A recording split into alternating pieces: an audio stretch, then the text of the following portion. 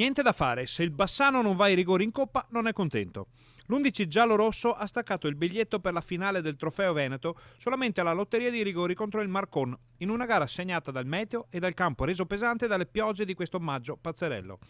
Per la cronaca i bassanesi sono andati sotto alla fine del primo tempo a causa del gol di Zennaro e poi hanno agguantato il pari a tempo quasi scaduto grazie alla rete di Garbuio.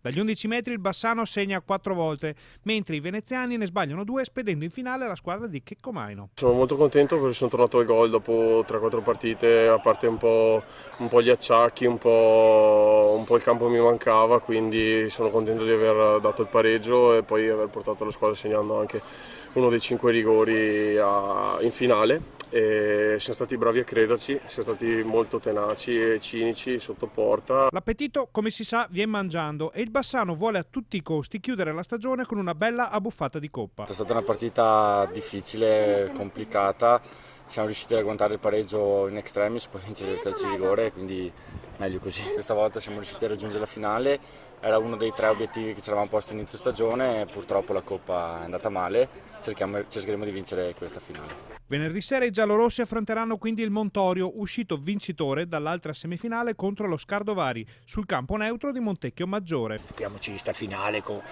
serenità, dai, ragazzi.